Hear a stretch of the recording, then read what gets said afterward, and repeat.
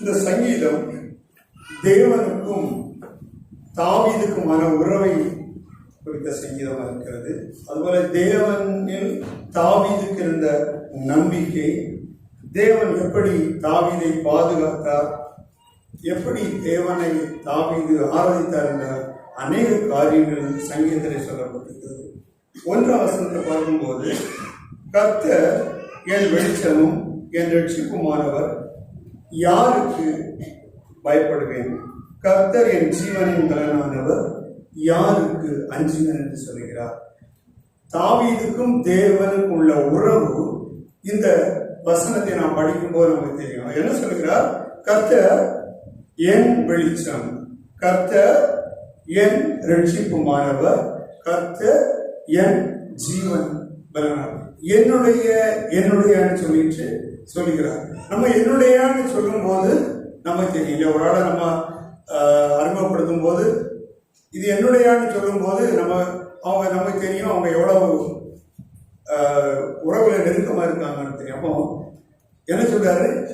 என் வெளிச்சம், என் ரட்சிப்புமானவர், என்னுடைய என்று சொல்லும் போது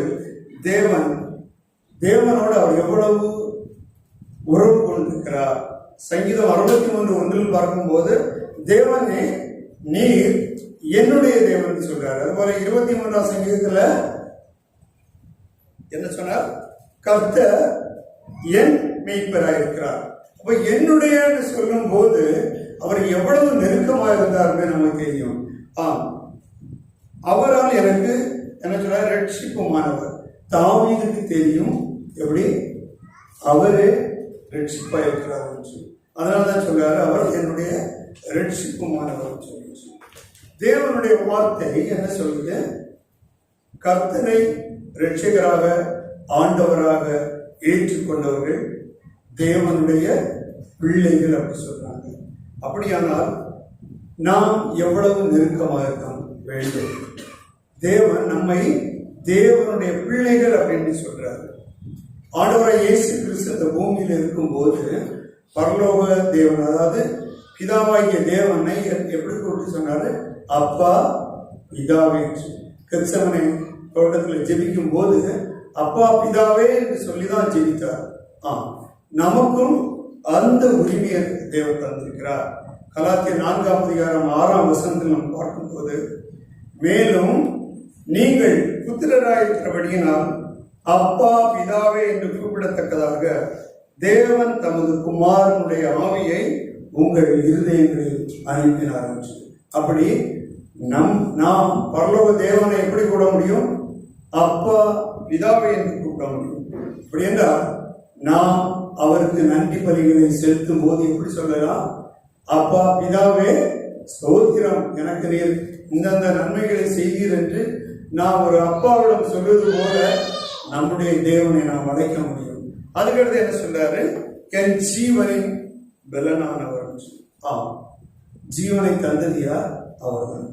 மரித்து போயிருந்த நமக்கு ஜீவனை தந்தவர் மட்டுமல்ல, அதை நித்திய ஜீவனாக தந்தவர்.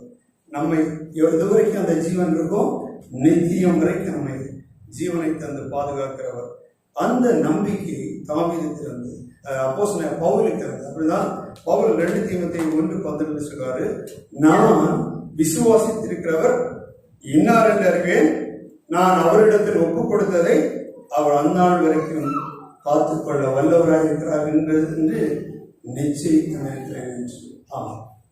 அவர் நம்முடைய ஜீவனின் பலனாக இருக்கிறார். அந்த நிச்சயம் தாவீதுக்கு இருந்ததுனால தான் அவர் என்ன சொல்றாரு? நான் யாருக்கு பயப்படுவேன், யாருக்கு அஞ்சுவேன் என்று. தாவீதுக்குள்ள அதே உறவு, நாம் தேவனுடைய பிள்ளைகள், அவர் என்னுடைய தேவன் அப்படின்னு நம்ம நினைக்கிற இருந்தா என்னாகும்? நம்ம சொல்லணும், அப்படி நான் யாருக்கு பயப்படுவேன், நான் யாருக்கு அஞ்சுவேன் என்று. 2வது வசனம், என் சத்துருக்களும் என் பகைஞருமாகிய பொல்லாதவர்கள் என் மாம்சத்தை பட்சிக்க என்னை நெருங்குகையில் அவர்களே இடறி விழுந்தார்கள்.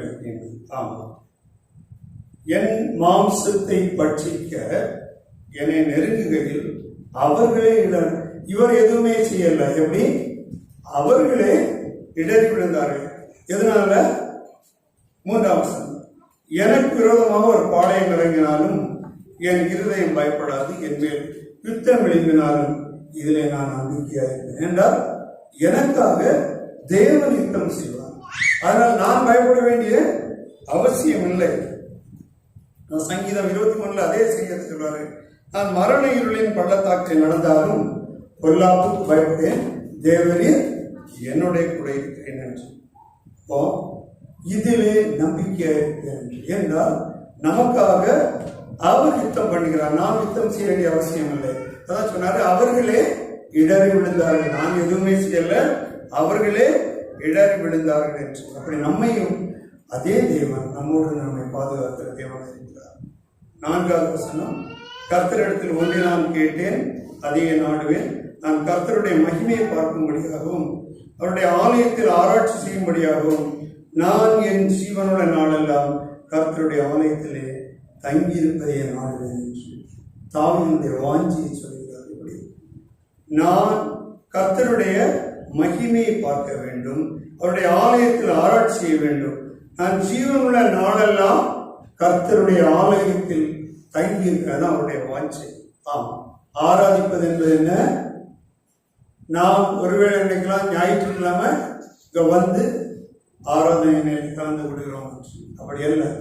ஆராதிப்பது என்று நம்முடைய வாழ்க்கையே ஆராதனையாக மாற வேண்டும். நம்முடைய வாழ்க்கை ஆராதனையாக மாறும் போது அவர் என்ன செய்வார்? அடுத்த வசனம் சொல்றார், எப்படி?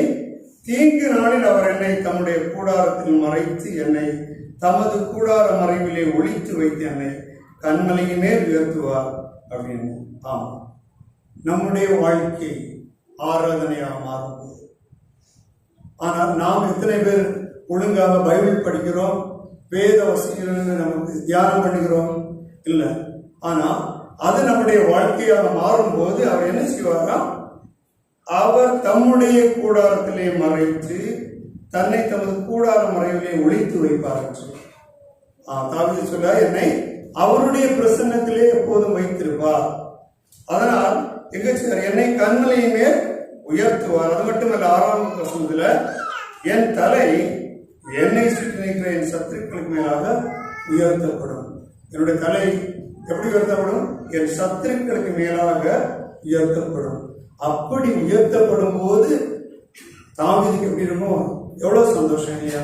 தேவனுடைய பிரசன்னத்திலே எப்போது இருக்கும் போது அந்த சந்தோஷத்தினால் என்ன செய்வாராம்? 6ஆம் வசனத்துல நான் ஆனந்த பலிகளை இட்டு கர்த்தரை பாடி அவரை கீர்த்தனம் பண்ணுவேன் என்று. ஆராதனை எப்படி?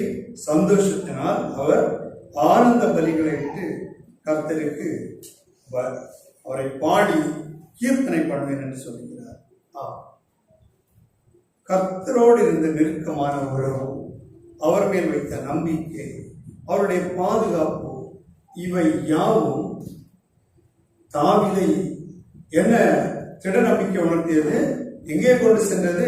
13ஆம் வசனம், நானோ ஜீவனுள்ள ஒரு தேசத்திலே கர்த்தருடைய நன்மையை காண்பேன், விசுவாசியாது இருந்தால் கெட்டு போயிருப்பேன் என்று. அவரை எங்கே கொண்டு சேர்க்கிறது? நான் ஒரு நாள் நித்தியத்திலே ஜீவனுள்ள தேசத்திலே தேவனோடு இருப்பேன் என்ற அந்த திட நம்பிக்கை தாவீதுக்கு கொடுக்கிறது. ஜீவனுள்ள தேசத்திலே இருப்பதுதான் நம்முடைய வாஞ்சி இல்லையா? நாமும் தேவனால் மீட்கப்பட்டவர்கள்.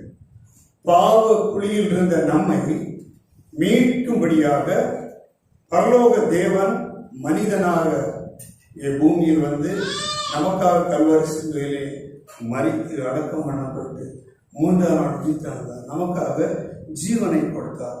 நாம் அவருடைய பிள்ளைகள், அப்பா பிதாவை என்று கூடக்கூடிய உரிமையை நமக்கு தந்திருக்கிறார். நம்மை ஒவ்வொரு நாளும் நம்மோடு பாதுகாக்கிற தேவனாக இருக்கிறார். நமக்காக யுத்தம் செய்கிற தேவனாக இருக்கிறார். நம்மையும் ஜீவனுள்ள தேசத்திலே ஒரு நாள் சேர்ப்பவராக இருக்கிறார். நாம் யோசித்து பார்ப்போம், நாம் இதற்காக என்ன செய்தோம்? நாம் ஏதாவது செய்தா? இதெல்லாம் அவர் செய்தார்? இல்லை. அவர் நம்மை தெரிந்து கொண்டார், அவருடைய பிள்ளையாக தெரிந்து கொண்டார். தாயின் கருவில் உருவாவதற்கு முன்பே நம்மை தெரிந்து கொண்ட தேவன் உலக தோற்றத்துக்கு முன்னே அவர் நம்மை தெரிந்து கொண்ட தேவன். அப்படி என்றால் நமக்கு தெரிந்திருக்க வேண்டும், நாம் ஆராதிக்கிற தேவன் யார், எப்படிப்பட்டவர், நம்மேல் எவ்வளவு பாசம் வைத்திருக்கிறார், நமக்காக ஜீவனை தந்த தேவன், அந்த தேவனை நாம் ஆராதிக்கும்படியாக கூடியுள்ளோம் என்று நாம் ஒரு மினிட் நம்ம சிந்திப்போம். ஆனால் நாம் அவரை அப்பா பிதாவை என்று கூப்பிட்டு உமக்கு ஸ்தோத்திரம் என்று சொல்லாமல் நம்முடைய வாய் சும்மா இருந்தது. கண்டிப்பாக நம்ம அவருக்கு நன்றி பலிகளை செலுத்த முடியும். ஏனென்றால் நமக்கு அவர் ஜீவனை கொடுத்தவர். நாம் எதையுமே செய்யவில்லை, நாம் அவர்கிட்ட கேட்கவும் இல்லை, நாம் அதற்கு எந்த பாத்திரமானங்களும் இல்லை. அதை உணர்ந்தவர் நாம். தேவனை ஆராதிப்போம்.